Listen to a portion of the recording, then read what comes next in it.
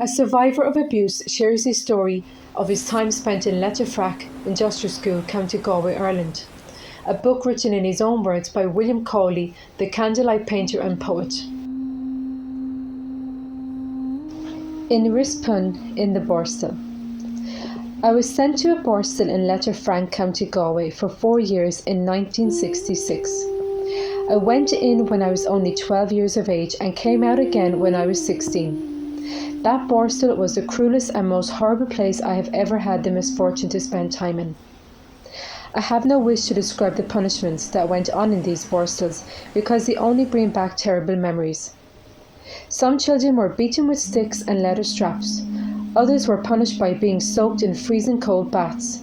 To even mention the name Letterfrack brings nightmares for some of the lads who spent time there. I recently went off camping with my sons to the west of Ireland, and I went back to Letterfrack again to try and put the ghost in my mind at rest. I took some photos of the graveyards where so many young lads have been buried. I found one grave dating from 1901 where a lad who was only 6 years of age had been laid to rest. There must have been 30 or 40 lads buried in the graves there. It is hard to believe now, but I was sent to Letterfrack because I stole a few ties and a few buns from a shop in Limerick City. Imagine that for punishment.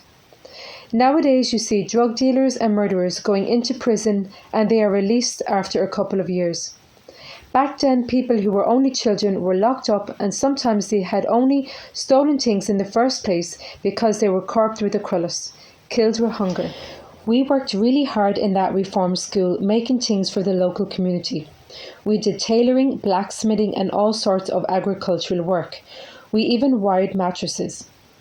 I remember one job we had to do that was really tough. There was this huge circular pit that you had to climb into. You climbed up through this little window and then you were lowered into the pit. There might be 14 or 15 lads lowered into the pit and we had to fan out in a circle. Our job was to stamp on the pile of silage that was in the pit so that the silage would be pressed down as compactly as possible. A farmer would be there organising it and you would have to keep moving and stamping. It was agony because your leg muscles would be aching and ready to collapse, the sweat dripping off you so that the salt was getting into your eyes. And inside in the school itself, punishment was handed out like nobody's business. They beat us with leather straps, really hammered us. Some of the people there were very cruel, unnaturally cruel. That said, not all of them were like that. There were a few who were kind and didn't agree with the corporal punishment. The lads who came from the travelling community got a real going over sometimes because we were a bit behind in our education compared to the other fellas. They were asking us our sums, what's 9 nines, what's 9 times 10 and all the rest of it. And we didn't have a clue what they were talking about.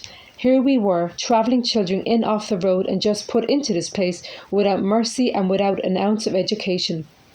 They would ask me 9 nines. I would tell them I didn't know. Then I would be sent to the corner to put out my hands. Then they slapped with the straps on each of my hands. It was sometimes worse again for traveller children because we had to cope with the jeers of the settled lads. Sometimes you could be called a tinker or a gypsy or a tramp because the other lads knew that we were different and that we hadn't always had the same education that they had, and that was very hurtful too. The school authorities were trying to force education into us in a hurry, trying to educate us overnight, and it was the same with the catechism, trying to force it into us way too fast. It wasn't right because there was no way that we could take it all in that quickly. It turned a good few lads off religion for life. There was no joy in the religion that we were told about in that place. When I think of those graves in the lonely countryside, that is Letterfrack, I get very sad.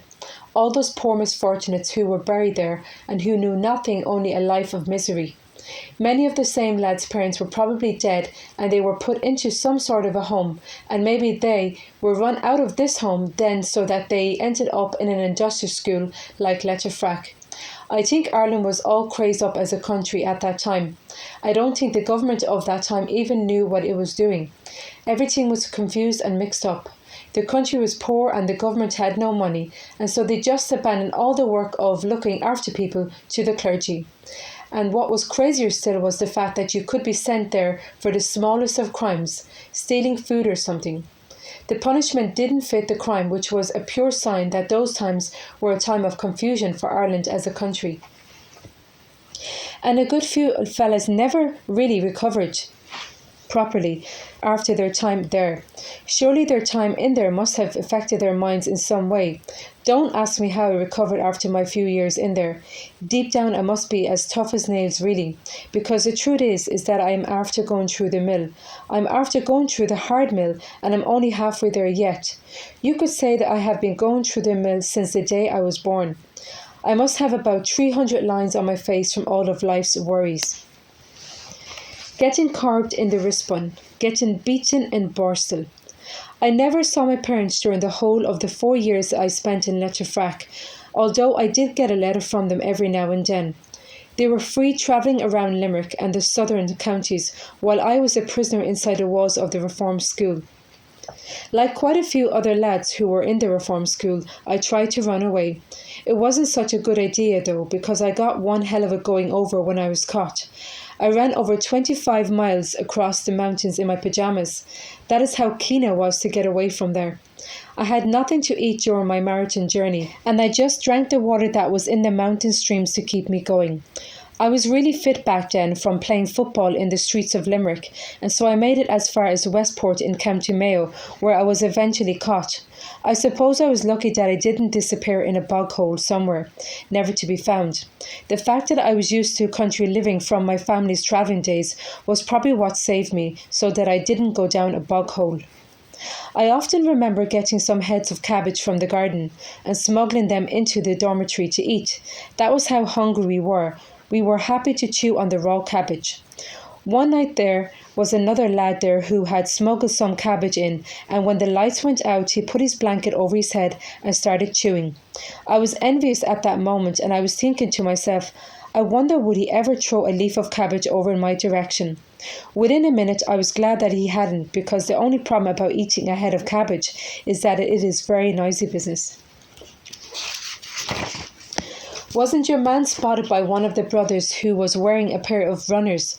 I first heard the tiny squeaks coming from his runners as I was sleeping near the door where the brother had come in, and I said to myself then, your man is dead. The lad was in a bed not far away from me, but there was no way for me to warn him without being seen. The brother sneaked up on him and started whacking him with the strap, and the next thing the poor misfortunate was roaring with pain and fright, the cabbage flying here, there and everywhere.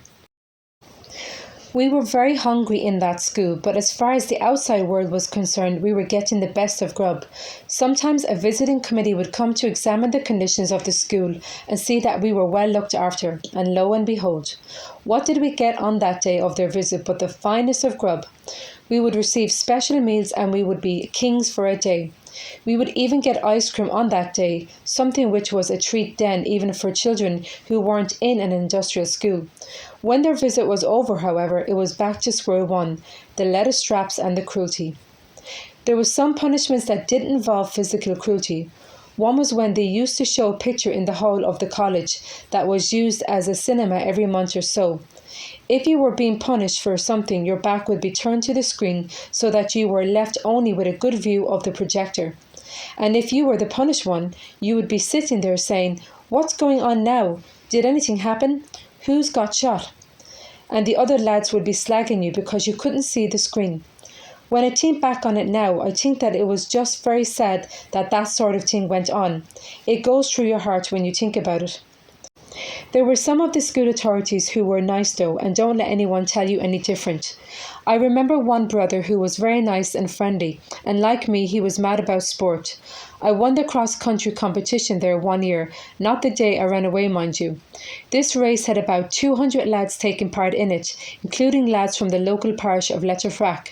The competitors were brought up to this mountain called the Diamond, and the race was from there back to the industrial school. I remember flying down the hill because I was as fit as a fiddle then. I can't remember now what the prize was, probably a block of ice cream or something like that. Whatever the prize was, it was definitely worth it at the end of the road anyway. Leaving Borstal and travelling across the Schuig, water. After I got out from the Borstal in Letterfrack, I headed to England like many of the other former inmates of that industrial school. I needed a change of scene and I needed to try to start afresh in my life. I was only 16 going on 17 when I headed over on the boat and up to London. But what did I know about surviving in a huge foreign city like London, having only lived in Limerick, Letterfrack and the wilds of rural Ireland? I was lost for the first while when I arrived there, and like hundreds of other Irish people, I spent the time sleeping rough on the streets. I was homeless because I had nowhere to go, and because I was so young, I didn't know where to start off looking for a job. I lived for a short while in the Centrepoint Hostel in London, and it was while I was there that I made my debut on television. A television company from England came to interview people in the hostel. They interviewed someone from Ireland, England, Scotland and Wales. I was the Irish one, and they asked me about what part of Ireland I had come from, what had brought me to London and what life was like for a homeless person in that huge city. I heard later that the folk song with the words "Let me take you by the hand and lead you through the streets of London" was inspired by the television documentary, but I'm not sure whether that is true or not. The programme brought me some good luck though, because I managed to get a job and a flat of my own out of it. During my interview, I had mentioned that I was good with my hands, and a company of wood joiners named Richardson contacted the programme and they offered me a job with them. They also provided me with a flat of my own, which was a godsend after so many nights spent freezing out in those cold and dangerous streets under the stars. So I found myself moving from London up to Ricetown in Barnsley, South Yorkshire, where Richardson had their timber business. When I was living there, the coal pits were operating at full steam. They were using some machineries, but it was still very dangerous work. It was backbreaking too, and the men used to spend long hours down in the darkness and danger of the pits. They were tough people, let me tell you. I have never been in a plane because I don't fancy going high up in the air.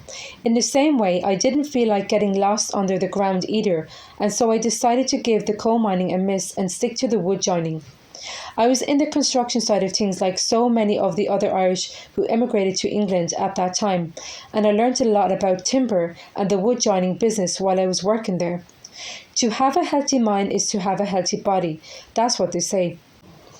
Like any good Limerick man, I have always been interested in sport, and that was one of the things that I enjoyed the most about living in England. In Ireland, you don't see too many travellers involved in sport on any official level, and that is partly because they are discriminated against. Over in Ricetown, however, it was a different story. The people didn't really mind who you were, and I got involved in soccer, which I had played as a young fella in the streets of Limerick. I was on the Ricetown first team and we were top of the league over there. I was fit as a fiddle. I stayed in Ricetown for the best part of a year before upping and coming home to Ireland. I was enjoying their work at Richardson's and they were very good to me, but as I explained to them before leaving, I was lonely for home. It was as simple as that. I missed my home place and I most of all missed my family. I just want to take a moment to thank all of my listeners for taking time out of your busy lives to listen to my father's story of his time spent in Letterfrack. And I also want to pray for all the victims who suffered horribly in these industrial schools in Ireland and abroad, and to know that you are not alone and that you are loved, and most of all to remember that Jesus Christ loves you. God bless you all and take care. Goodbye.